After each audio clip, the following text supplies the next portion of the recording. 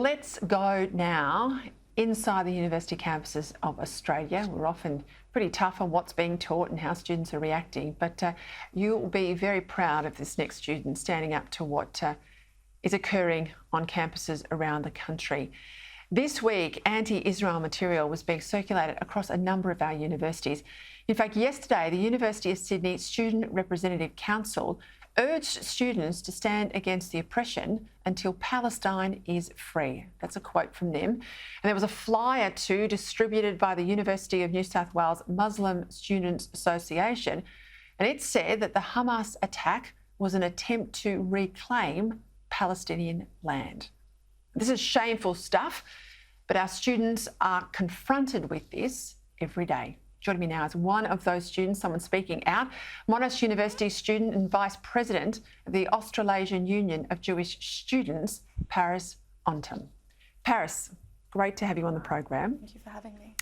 Tell me not just how it's been in recent days, but just more broadly, we're told that there's an increase in anti-Semitism on student campuses. How have you found things? On a personal level, I've been in the position recently to have to recount in a long list all of the different instances of anti-Semitism that I've faced in my 4 years at university. And it puts it into a perspective where, you know, that at the best of times at Monash Uni, which is the campus with the largest number of Jewish students on campus, it's still pretty bad. And how's it been? You know, I guess this week there's been concerns probably about physical safety as well.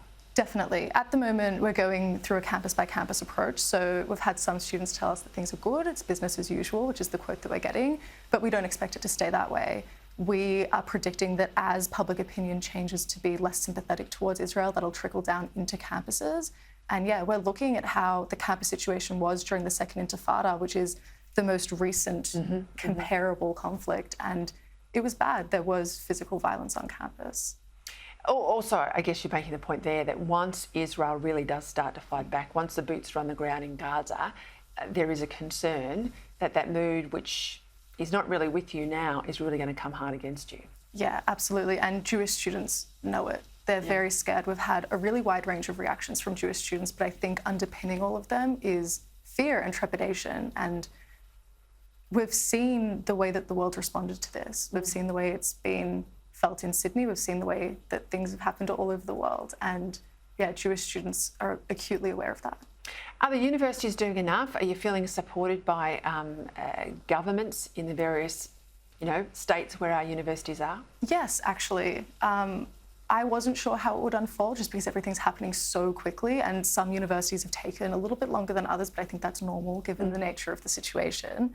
But yeah, we've had universities increasingly reach out to us as the union, as well as students on the ground, providing a range of support. We are advising universities very closely. They're listening to us. The main things that we're looking for are counselling that's trauma-informed and culturally sensitive for everyone who's impacted by this, safe entry and exit points. We don't need Jewish students being unable to get to their cars because they've got a protester screaming in their face. And does that occur? Is it that sort of... It occurs at the best of times. I know at Monash we have student groups who stand right next to the bus park. So anyone who's taken public transport or the Monash shuttle has a really hard time getting on campus without being harassed about any issue. And yes, it'll increase now. What about academics? Reports today that there's a very significant pro-Palestine lobby in academia. How do you write a paper rightly, justifiably defending Israel's right to exist if it's going to land on the desk of someone who is responsible for a grade who's pro-Palestinian? I've definitely been in that position.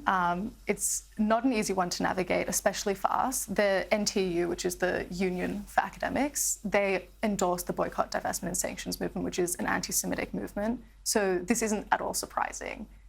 As a student union, though, we're focusing on keeping students safe in classrooms and making sure that they know the procedures in their universities if they do need a paper remarked.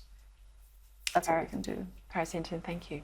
Thank you so much. Thank you for giving us the human face tonight. Thank you.